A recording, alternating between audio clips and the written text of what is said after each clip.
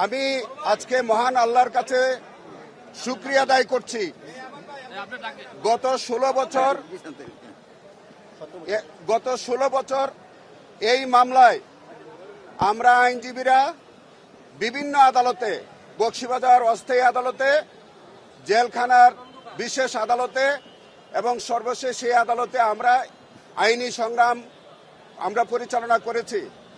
আপনারা জেনে থাকবেন, সর্বশেষ আমাদের ভারপ্রাপ্ত চেয়ারম্যান জনাব তারেক রহমান এই মামলাটির জেরা এবং এই মামলাটি পরিচালনার জন্য আমাকে দায়িত্ব দিয়েছিলেন এবং আমি আমাদের একটি আইনজীবী টিম সহ এই মামলাটি আমি পরিচালনা করেছি এবং আজকে রায়ের মধ্য দিয়ে এই মামলাটির কাছ থেকে আমরা দায়িত্ব শেষ হয়েছে।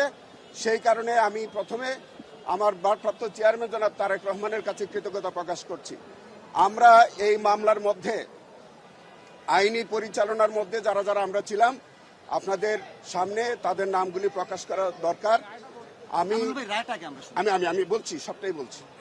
সেখানে আমাদের সাথে আমাদের জাকির হোসেন ভুইয়া, জাহিদুল ইসলাম কোয়েল, সাব্বির, আমাদের হান্নান ভুইয়া, জিয়াউদ্দিন জিয়া সবাই ছিলেন।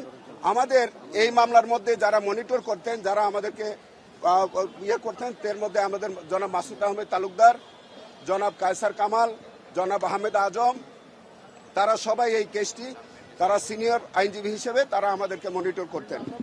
আমি এবং আব্দুল খালেক মিলন সহ আমাদের মহিউদ্দিন সাহেব, নুরুজ্জামান সহ সবাই আমাদের এই মামলার মধ্যে ছিলেন। আমি এই মামলাটির একটু সারসংক্ষেপ আপনাদের কাছে বলি। 1998 সালে তৎকালীন আওয়ামী লীগ তথা শেখ হাসিনা সরকারের সময়ে কানাডিয়ান কোম্পানি নাইকো একটি অযাচিত প্রস্তাব দিয়েছিল যে তারা আমাদের দেশের পরিত্যক্ত তেল গ্যাস কোম্পানিগুলো তারা অনুসন্ধান করতে চান। 1998 সালে তৎকালীন শেখ হাসিনা সরকার প্রথমে সেটি রিফিউজ করেন। পরবর্তীতে একই মাসে আবার অযাচিতভাবে এই কানাডিয়ান কোম্পানি শেখ হাসিনা সরকারের কাছে আবার প্রস্তাব দেন। তৎকালীন জ্বালানি মন্ত্রী ছিলেন শেখ হাসিনা এবং তার উপদেষ্টা ছিলেন ডক্টর তৌফিক এলাহি চৌধুরী। তারা প্রথমে রিফিউজ করলেও পরবর্তী 1 মাসের মাথায় আবার এই একই কোম্পানিকে ক্যাবিনেটের সিদ্ধান্ত ছাড়া তাদেরকে আবার কাজের অনুমতি দেয় এবং তার অনুমতি নিয়ে 1999 সালে তাদেরকে এই কাজের সম্পূর্ণরূপে অফিসিয়ালি অনুমোদন দেন। ডিজাইন, এলিগেন্স, বিউটি, সেরা পণ্য সবার জন্য জেভিকো।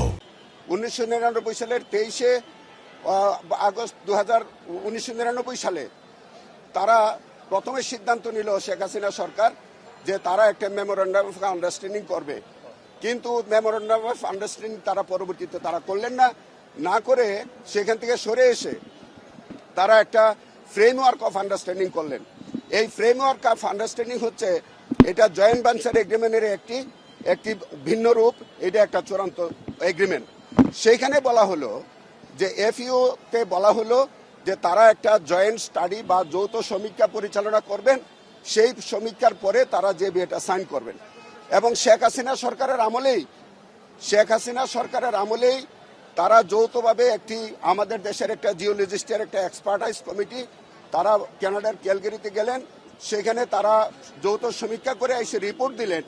সেই রিপোর্টটি শেখ হাসিনা সরকার অনুমোদন দিলেন, গ্রহণ করলেন এবং বললেন যে বিয়েটা অর্থাৎ জয়েন্ট ভেঞ্চার এগ্রিমেন্টটা ফাইনালাইজ করবার জন্য তিনি চূড়ান্ত সিদ্ধান্ত নিলেন। তার সিদ্ধান্তের পরিপ্রেক্ষিতেই পরবর্তীকালে যে বিয়েটা সাইন হয়। এই মামলায় যে ঘটনাগুলি ঘটেছে, সম্পূর্ণ ঘটনা ঘটেছে তৎকালীন শেখ হাসিনা সরকার অর্থাৎ আওয়ামী লীগ সরকারের আমলে। বিএনপি সরকার ক্ষমতায় আসলো 1/10/2001 সালে। এর আগে নাইকুর যে দুর্নীতি যা হয়েছিল সব শেখ হাসিনা সরকার আমলে হয়েছিল এবং সেখানে 2007 সালে তৎকালীন কমিশন, দুর্নীতি দমন কমিশন একটি মামলা দায়ের করে, যার নাম্বার হচ্ছে 19, তারিখ হচ্ছে 7/10/2001। সেই মামলার মধ্যে শেখ হাসিনা সহ ডক্টর তৌফিক এলাহি চৌধুরী এবং তার ক্যাবিনেট মন্ত্রীরা সবাই আসামি ছিলেন। এবং আপনারা জেনে আশ্চর্য হবেন যে শেখ হাসিনা পরবর্তীকালে ক্ষমতায় আসার পরে তার অংশের এই মামলাটি, যার মূলত যেটুকুন ঘটনা ঘটেছিল সবটাই ছিল শেখ হাসিনার বিরুদ্ধে। তিনি এই মামলা তার কাছ থেকে উনি প্রত্যাহার করা অর্থাৎ কোয়াশমেন্ট করে নিয়ে যান হাইকোর্ট থেকে।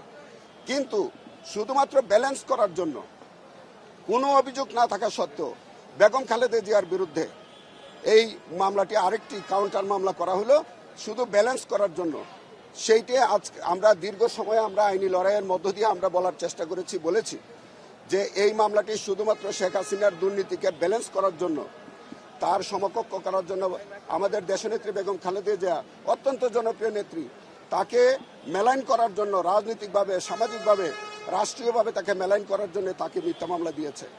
এই কথাগুলো আমরা 4 শুনানির সময় বলেছি, বিভিন্ন সময় আমরা বলেছি। পরবর্তীকালে এই মামলার যখন সাক্ষী শুরু হয়, আপনারা জেনে থাকবেন রয়্যাল কানাডিয়ান মাউন্টেড পুলিশ 2 জন সদস্য এসেছিল। তারা কিন্তু বেগম জিয়ার বিরুদ্ধে কোনো অভিযোগ করেন নাই, বরঞ্চ ওই 2 জন সাক্ষী বরঞ্চ শেখ হাসিনার বিরুদ্ধেই কথা বলে গেছে। এবং এই মামলার যিনি বাদী ছিলেন মাহবুবুল ইসলাম, তিনিও তার জবানবন্দির মধ্যে শেখ হাসিনার বিরুদ্ধেই সাক্ষ্য দিয়েছেন। সর্বশেষ এই মামলার যিনি তদন্তকারী কর্মকর্তা সাইদুর রহমান, তিনিও যে সাক্ষ্য দিয়েছেন সেই সাক্ষীর মধ্যে পরিষ্কার করে বলছে যে বেগম খালেদা জিয়া কোনো সারসংক্ষেপ অনুমোদন দেন নাই, বরঞ্চ ফাইল ফেরত দিয়েছেন। আর শেখ হাসিনা যে কাজগুলি করেছেন সবগুলোর বিরুদ্ধে তিনি আদালতে এসে সাক্ষ্য দিয়েছেন। 39 জন সাক্ষী, 64 জন সাক্ষীর মধ্যে 39 জন সাক্ষীকে দুদক পক্ষ হাজির করেছিল। আমি প্রত্যেকটি সাক্ষীকে জেরা করেছি এবং জেরার মধ্য দিয়ে সবচেয়ে ইন্টারেস্টিং হচ্ছে যে আমি বেগম খালেদা জিয়ার পাশাপাশি জনাব গিয়াসউদ্দিন আল মামুন এবং সেলিম জিয়ার পক্ষেও আমার জেরা করার সুযোগ হয়েছে।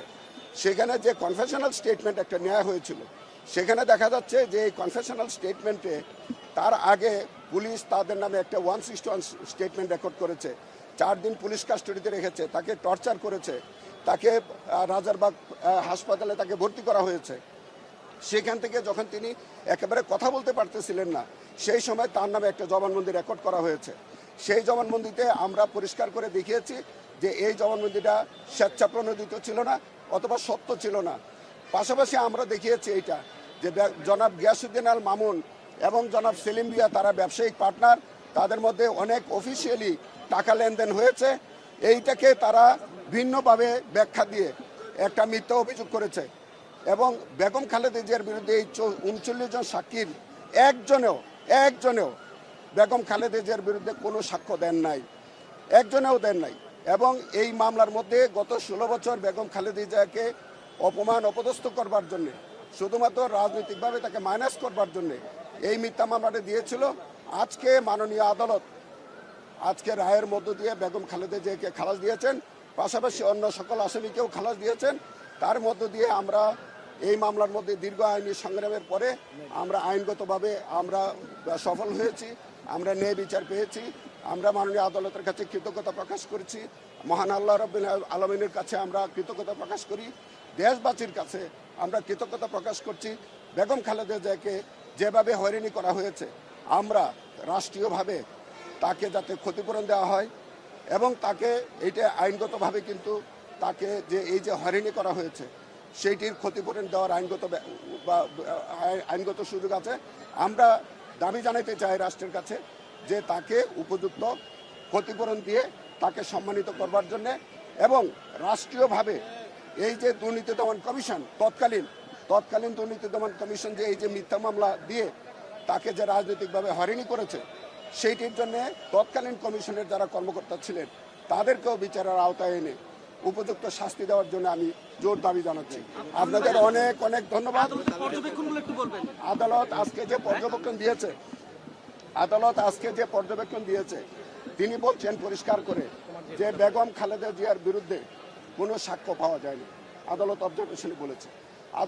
অবজারভেশনে বলেছে যে কনফেশনাল স্টেটমেন্ট যেটা জনাব সেলিম জিয়া নিয়েছে, সেই কনফেশনাল স্টেটমেন্টটা সত্য বা স্বেচ্ছাপ্রণোদিত ছিল না। এটা আজকে আদালত অবজারভেশনে বলেছে। আদালত এটা অবজারভেশন বলেছে যে দুর্নীতি যেটা হয়েছে সেটা শেখ হাসিনার আমলে হয়েছে, অথচ শেখ হাসিনা তার মামলাটি কোয়াশ করে তিনি অব্যাহতি নিয়ে গেছেন। যেখানে শেখ হাসিনার বিরুদ্ধে মূল যে অভিযোগ সেটা থেকে যদি তিনি অব্যাহতি পেয়ে যান, তাহলে পরবর্তীতে আর কোনো অভিযোগ অন্য কারোর বিরুদ্ধে চলমান হওয়ার কোনো সুযোগ নাই। সেটি তিনি আজকে আদালতের অবজারভেশনে বলেছেন এবং আদালত বলছেন যে তিনি সার্বিকভাবে আরও যেসব অবজারভেশন দিয়েছে পূর্ণাঙ্গ রায়ের কপি পাওয়ার পরে আমরা হয়তো আরো ব্যাপারটা বুঝতে পারবো। ধন্যবাদ আপনাদের সবাইকে। বলেন এক মিনিট। আপনারা জানেন আমার বন্ধু জনাব আমিন খুব চমৎকার ভরে পুরো মামলা উপস্থাপন করেছেন। আপনারা জানেন 111-এর সময় একটা স্বৈরাচার, একটা সরকার, অবৈধ সরকার, তাদের উদ্দেশ্যই ছিল স্বৈরাচার সরকারের সঙ্গে মিলিতভাবে ম্যাডাম খালেদা জিয়াকে রাজনীতি থেকে দূরে সরিয়ে দেওয়া। এবং আপনারা জানেন এই নাইকো মামলায় বিচারিক আদালতে ম্যাডাম খালেদা জিয়া 17 বছর হাজিরা দিয়েছেন। এবং আপনি জানেন যে আইনজীবী হিসাবে আমি ওই মামলায় ম্যাডাম খালেদা জিয়াকে প্রতিনিধিত্ব করতাম। আমার বন্ধু জাকির এবং আমার বন্ধু জিয়াউদ্দিন এবং আমার বন্ধু হান্নান সহ এই জনাব আমিন, তারা পরে এখানে এসে সম্পৃক্ত হয়েছেন। এবং আপনি জানেন যে এই মামলায় আমরা যেটা করেছি, আওয়ামী লীগ সরকার দুদককে ব্যবহার করে যে কাজটি করতেন সেটা হলো দুদককে বিরোধী রাজনৈতিক দলের বিরুদ্ধে ব্যবহার করেছে। এই নাইকো মামলায় আওয়ামী লীগ সরকার চুক্তি করেছে, আওয়ামী লীগের গোপালগঞ্জের সভাপতিকে হাইকোর্টের জাজ বানিয়েছে, তার আদালতে আওয়ামী লীগের সভাপতি শেখ হাসিনার মামলা থেকে খালাস নিয়েছে। আর ম্যাডাম খালেদা জিয়ার মামলায়, এবং আপনারা জানেন এই মামলায় ম্যাডাম খালেদা জিয়া আদালতে উপস্থিত হয়ে তখন হাজিরা দিয়েছিলেন, সেই জেলখানার ভিতরের আদালতে তিনি অসুস্থ হয়। আমার আবেদনের প্রেক্ষিতে জজ সাহেব তাৎক্ষণিকভাবে আদেশ দিয়ে তাকে হাসপাতালে চিকিৎসার জন্য পাঠায়। অর্থাৎ এই মামলাটার জন্মই হয়েছিল 11 সরকার যারা স্বৈরাচারের দোষর ছিল, তাদের উদ্দেশ্যই ছিল ম্যাডাম খালেদা জিয়াকে নিশ্চিহ্ন করে দেওয়া। এবং আপনারা জানেন ইতিমধ্যে অনেক ইনফরমেশন, ম্যাডাম খালেদা জিয়াকে জেলখানায় রেখে স্বৈরাচার সরকারের ইঙ্গিতে তার খাবারের মধ্যে নানা রকম বিষ প্রক্রিয়া মিশিয়ে তাকে হত্যার একটা চেষ্টা করেছে। দেখুন, আমাদের প্রতিক্রিয়া হলো এই, আমরা প্রথম দিনে আদালতে বলেছিলাম যে এই মামলার অভিযোগ গুটানোতে আপনি জানেন দীর্ঘ বছরের পর বছর আমি শুনানি করেছি, আমার সঙ্গে আমার বন্ধুরা ছিলেন। আমরা বারবার একটা কথাই বলেছি, নাইকো চুক্তিটা করেছে শেখ হাসিনা, অপরাধ তার উপরে। আর ম্যাডাম খালেদা সাকসেসিভ গভর্নমেন্টের প্রাইম মিনিস্টার, তার কোনো অপরাধী এখানে ছিল না। সুতরাং আমাদের প্রতিক্রিয়া হলো এই যে একটা মিথ্যা মামলা একটা স্বৈরাচার সরকার জন্ম দিয়েছিল, আজকে আদালতের রায়ের মধ্যে সেই মামলা মিথ্যা হিসেবে তার জবনিকা পাঠ হলো। সুতরাং আজকে ম্যাডাম খালেদা জিয়ার পক্ষে আমি আদালতে ছিলাম এবং আমার বন্ধুরা এখানে, আমার বন্ধুরা আইনজীবী জিয়াউদ্দিন, জাকিরেরা ছিল। তো আপনাদেরকে অনেক ধন্যবাদ যে আপনারা দীর্ঘ সময় নানা জায়গায়, এই কেরানীগঞ্জ বলেন, আলিয়া মাদ্রাসার মাঠ বলেন, এখানে বলেন, এই মামলার সত্য যেভাবে জাতির কাছে আপনারা উপস্থাপন করেছেন, আপনাদের কাছে আমরা আইনজীবী যারা এই মামলায় সম্পৃক্ত ছিলাম, আমরা আপনাদের কাছে ঋণী হয়ে থাকি। আপনাদের সবাইকে অনেক অনেক ধন্যবাদ। আমরা অনেকে পাই নাই, এক মিনিট আমরা অনেকে পাই নাই।